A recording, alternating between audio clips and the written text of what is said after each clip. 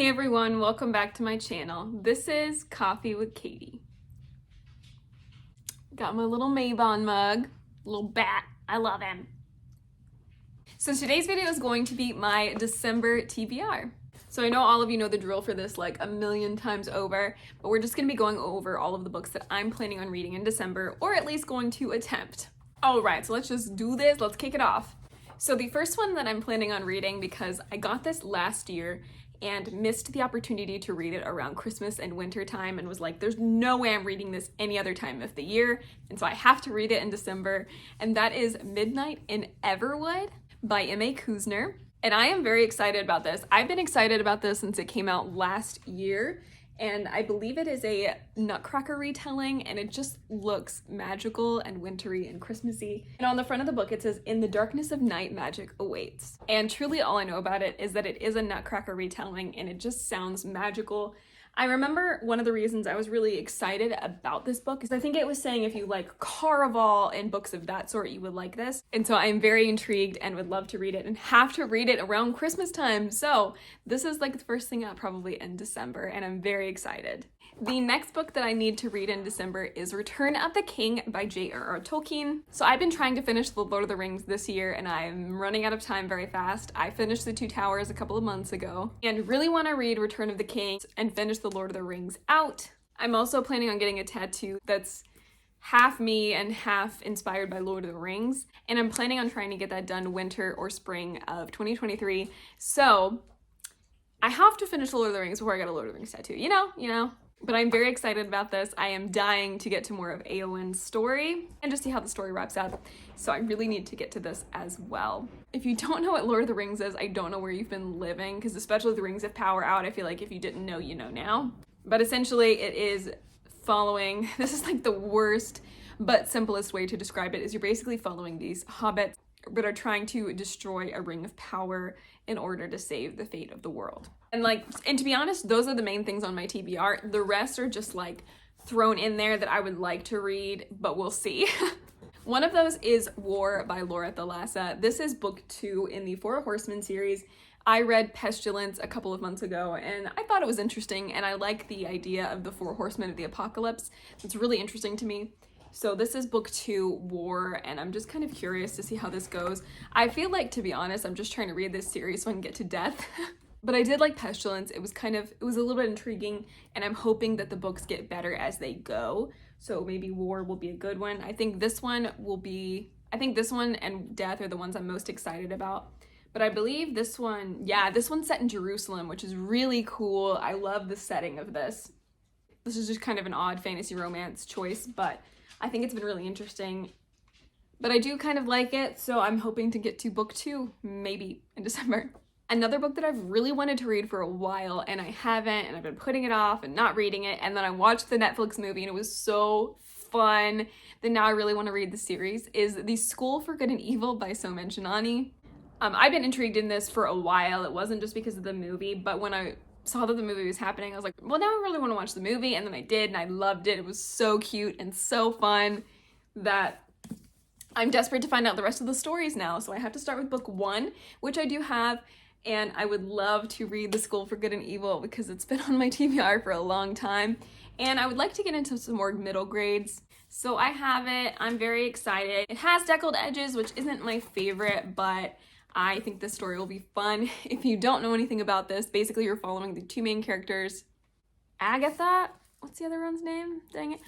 Sophie and Agatha thinks she's going to be going to the school for evil, and Sophie thinks she's going to be going to the school for good, and because she's very pretty and princessy, and Agatha's very dark and broody, but also has a good heart, while Sophie might be more selfish, and they end up going to opposite schools, and chaos ensues. So it's a really cute idea. I love that this is becoming a thing and bigger in the world, and can't wait to read it. The next one is another one that I've just been really wanting to read and haven't gotten the chance to, is A Lady's Guide to Mischief and Mayhem by Amanda Collins, and this is one of those really funny kind of feministic Regency romances. And on the front of the cover it says, "Of all the crime scenes in all the world, she walks into his twice." And it's following the main character, Lady Catherine, who is writing newspaper articles and ends up leading to an arrest in the murders plaguing London. And so then she starts getting like tied up with this inspector, and he is furious that a lady is getting involved in his investigation, and everybody's upset about this. And so to like escape all of this turmoil that she's causing and this backlash she's getting, she goes into the country, only to be followed by murder. And this inspector comes to solve the murder and is upset again that he has to work with her. She's also very smart and insightful in trying to solve the case, and so they start working together, maybe begrudgingly.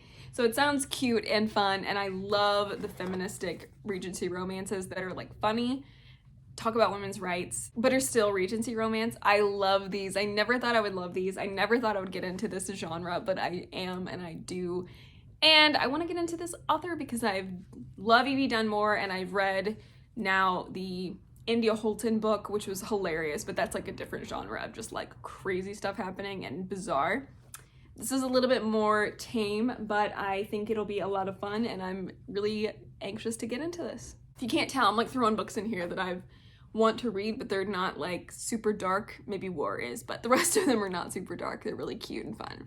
This next one is one that I started in a previous month's TBR that I really enjoyed, but didn't finish, and the month got away from me. And so I would like to finish it, and that is Frost Blood by Ellie Blake. I am this far into it, so I'm not super far into it, but I'm also not like in the first 20 pages.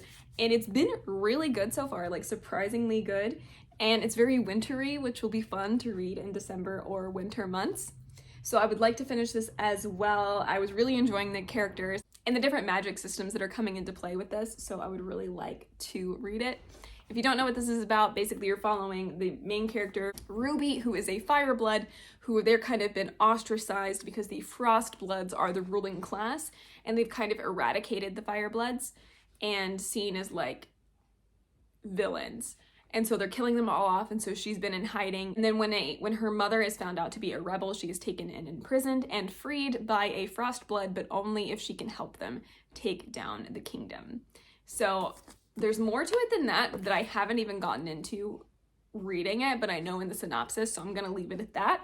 But I did really like this, and I'm really hoping to continue this because I was really enjoying it. And the last book for my December TBR will be my shelf pick for December. Now, like I said with November, and I said at the beginning of this video, these TBRs are gonna be a little bit more loose, and I'm just gonna be kind of reading what I want to read.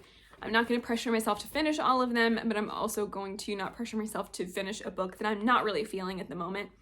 Setting it aside and picking up something else in the midst of things becoming more winter blues and seasonal affective disorder and stuff like that happening. So I want to read stuff that I'm going to enjoy, and it's gonna help make me feel more alive, not make me feel dragged down and drudgy. So I'm gonna read what I wanna read. Sorry, not sorry. But I still wanna do some shelf picks, even if I end up not feeling it at the moment, because I've been slacking a little bit on my shelf picks, and I really need to get some of these books read. So let's get my shelf pick mug. Shake it up, and hopefully I can get a good one. Please be something I'm not gonna dread. Please be something I'm not gonna dread. Okay. I might have to like have some veto power because of how I've been feeling with reading, and I don't want to get in a reading slump. Oh, this is 2. Oh no. Okay. Okay, I don't think I'm mad about this. I drew The Last Marasser. Let me go get it. So I drew The Last Marasser by C.M. Carnus. This is a Italian sister author duo, and they wrote this book about the last Marassa. And essentially, she is the last of her kind, and I think they control dragons. Yeah, so she was part of the royal family. They were slaughtered, and she's the last of her kind that can control dragons. And this prince ends up teaming up with her, not knowing who she is, and they start falling for each other, and enemies to lovers, and betrayal, and all that stuff. But it's super cool because she is the last of the dragon blessed. So there better be dragons in this or I'll be sorely disappointed, but that is not a bad pick. I'm pretty happy with this. Oh, and that is the Fae Crate exclusive edition. I believe the regular edition is like paperback. The self-published edition is in paperback. All right, everyone, well, that is all the books that I'm planning on reading in December. Comment down below and let me know the books that you're planning on reading in December, or if you're curious about my thoughts on any of these books. As always, thank you so much for watching, and I hope you have a great rest of 2022, and I will see you in 2023. Please like this video if you liked it, subscribe if you want to, and I will see you next time. Stay safe and caffeinated. Bye.